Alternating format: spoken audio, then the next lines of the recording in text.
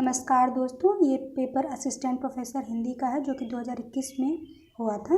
तो चलिए देखते हैं इसको। इसमें 30 क्वेश्चन आपके सामान्य अध्ययन के रहते हैं और 70 क्वेश्चन आपके जो है विषय के रहते हैं। तो ये हिंदी विषय का है। चलिए देखते हैं। पहला क्वेश्चन है, किस विद्वान ने सर्वप्रथम आर्य भाषाओं के अध्ययन की ओर भाषा वैज्ञानिकों का ध्यान आकृष्ट किया? तो इसका सही आंसर है विलियम जोन्स। बीम्स नहीं, विलियम जोन्स है। ए सही है इसका आंसर। किस भाषा को प्राकृत और आधुनिक भारतीय भाषाओं के बीच की कड़ी कहा जाता है? अपभ्रंश को। हिंदी की मूल उत्पत्ति किस अपभ्रंश से मानी जाती है? सौरसैनी अपभ्रंश से। बघेली बोली को अवधि की दक्षिणी शाखा किसने कहा है? तो ये कहा है हरदेव बहारी जी ने। ब्रजबुली किस भाषा का एक कृत्रिम रूप है? तो ये बंगला का है। उच्चारण स्थान के आधार पर छा ध्वनि कैसी है? तो तालव्य है। राजभाषा आयोग की सिफारिशों पर विचार करने के लिए संसदीय समिति का गठन किस अनुच्छेद के अंतर्गत किया गया? तो अनुच्छेद 344 के अंतर्गत। नागरी लिपि का विकास किस लिपि से हुआ है? तो ब्राह्मी लिपि से। प्राचीन नागरी का दक्षिण भारत में क्या नाम है? नांदे नागरी। उदंत मार्तंड पत्र में खड़ी बोली का उल्लेख किस नाम से किया गया है? तो इसका सही आंसर है मध्यदेशी भाषा। आगे देखते हैं। हिंदी प्रदीप के संपादक कौन थे? तो बालकृष्ण भट्ट। हिंदी के प्रचार प्रसार में योगदान के लिए 1947 में कौन सी संस्था गठित हुई? बिहार राष्ट्रभाषा परिषद पटना।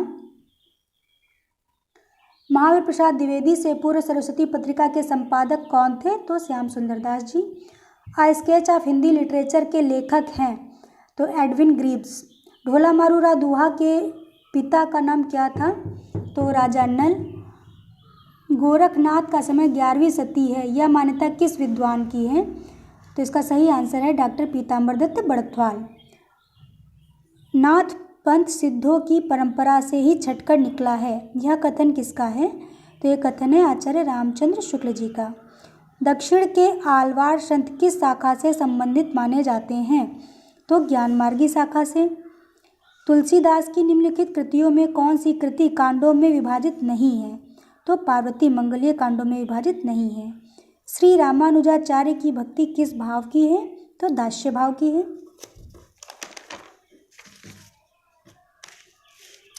अगला क्वेश्चन नंबर 51 है कि रसलीन का मूल नाम क्या है? सैयद गुलाम नबी। भारतेंदु की अकेली प्रतिभा ने हिंदी नाटक साहित्य, हिंदी नाट्यशास्त्र और हिंदी रंगमंच की स्थापना की, यह कथन किसका है? आचार्य रामचंद्र शुक्ल जी का है। सुमित्रा नंदन पंत ने अपने किस काव्य संग्रह को बाल कल्पना का दुधमुहा प्रयास कहा है? तो ये कहा है वीणा को। दूसरा सप्तक का प्रकाशन क्या है? 1951 ईस्वी। किले में औरत किस कवि की कविता है? तो ये रघुवीर सहाय की कविता है। डॉक्टर गोपाल राय ने किस कृति को हिंदी का पहला उपन्यास माना है? तो देवरानी जेठानी की कहानी को माना है। फांस उपन्यास का मूल कथ्य क्या है? तो इसका मूल कथ्य है किसान आत्महत्या, और ये फांस जो उपन्यास है संजीव द्वारा लिखा गया है। सचेतन कहानी की अवधारणा किस कहानीकार ने दी है? महीप सिंह ने दी है।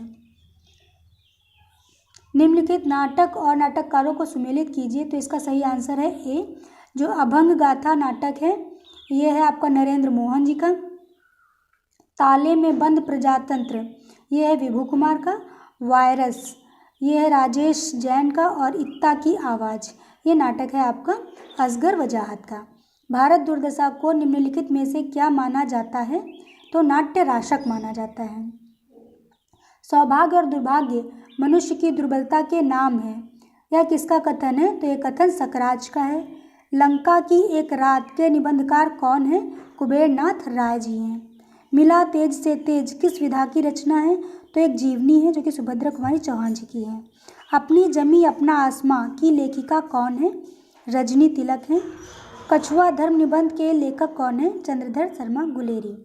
आप हुदरी किस साहित्यकार की आत्मकथा है? तो ये आत्मकथा रमणिका गुप्ता जी की है। अगला देखते हैं क्वेश्चन। भरत मुनि के रस सूत्र में प्रयुक्त निष्पत्ति का अर्थ उत्पत्ति किस आचार्य ने माना है? तो भट्ट लोलट जी ने माना है। किस आचार्य ने दृष्ट प्रीति और अदृष्ट कीर्ति को काव्य प्रयोजन माना है? तो ये वामन जी ने माना है। रीति के आधारभूत तत्व के रूप में वामन का कैसा दृष्टिकोण है? तो विशुद्ध शिल्पवादी दृष्टिकोण है। नहीं, सॉरी, इसका आंसर होगा विशुद्ध सौंदर्यवादी। हाँ, फिर से देखेंगे, रीति के आधारभूत तत्व के रूप में वामन का दृष्टिकोण कैसा है? तो विशुद्ध सौंदर्यवादी। आयोग ने इसका आंसर विशुद्ध सौंदर्यवादी ही माना है।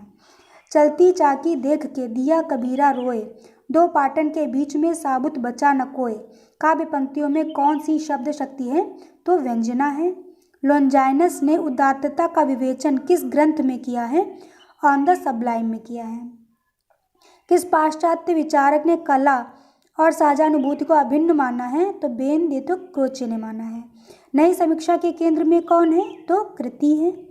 वस्तु, घटना, व्यापार, गुण, विशेषता, विचार आदि साकार निराकार पदार्थों और मानस क्रियाओं को कवि किसके द्वारा प्रत्यक्ष और इंद्रिय ग्रह बनाता है? तो ये बनाता है बिंब के द्वारा। प्रतीकवाद की सर्वप्रथम घोषणा करने वाले विचारक कौन थे? तो जीन मोरे थे।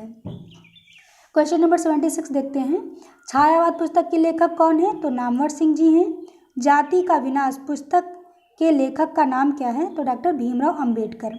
धर्म कथा, पुरावृत्त या पुरा कथा के लिए आलोचना की शब्दावली में किस शब्द का प्रयोग किया जाता है? तो मिथक का प्रयोग किया जाता है। सर्वोदय और ट्रस्टीशिप के सिद्धांत किस दर्शन के आधार माने जाते हैं? तो ये गांधीवाद के। ओम प्रकाश वाल्मीकि की आत्मकथा का नाम क्या है? जूठन। उन्होंने सामान्य हृदय तत्व की सृष्टि व्यापिनी भावना द्वारा मनुष्य और पशु पक्षी सबको एक जीवन सूत्र में बद्ध देखा है। ये जायसी जी के लिए कथन है। विद्यापति की कविता का स्थापत्य श्रृंगारिक है, उसे आध्यात्मिक कहना खजुराहो के मंदिरों को आध्यात्मिक कहना है। पंक्तियों के लेखक कौन है? तो इसके लेखक हैं डॉक्टर बच्चन सिंह। इनमें कोई संदेह नहीं कि कबीर को राम नाम रामानंद से प्राप्त हुआ, पर आगे चलकर कबीर के राम रामानंद के राम से भिन्न हो गए। यह कथन किसका है? तो यह कथन आचार्य रामचंद्र शुक्ल जी का है। अगला क्वेश्चन देखते हैं। धान को गांव प्यार ते जानो, ज्ञान विषय रस भोरे, सूर सो बहुत कहे न रहे रस, गूलर को फल फोरे। इसमें अंतिम पंक्ति का अर्थ क्या है? तो इसका सही आंसर है डी। ढकी छिपी बात खोलने से कही गई बात का आनंद समाप्त हो जाता है। कामायनी का नवा सर्ग कौन सा है? तो इड़ा है।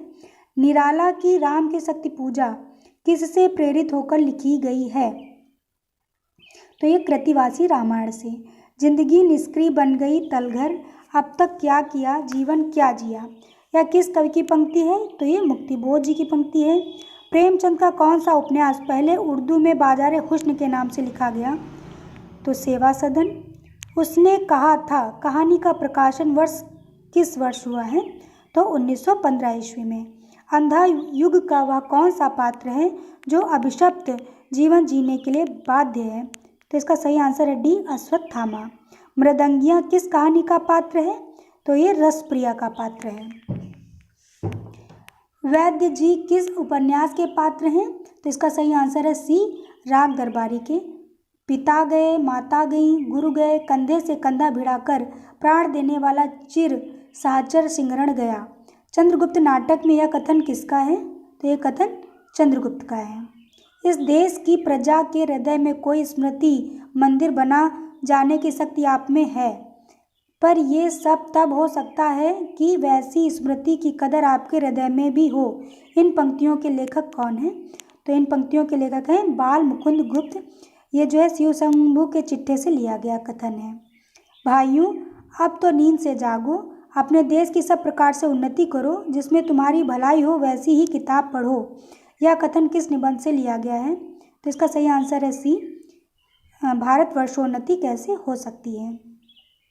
श्रद्धा ग्रहण करने की भी एक विधि होती है, मुझसे अभी सहज ढंग से श्रद्धा ग्रहण नहीं होती। अटपटा जाता हूँ, अभी पार्ट टाइम श्रद्धेय ही हूँ। यह कथन किस निबंध से लिया गया है? तो इसका सही आंसर है सी, विकलांग श्रद्धा का दौर।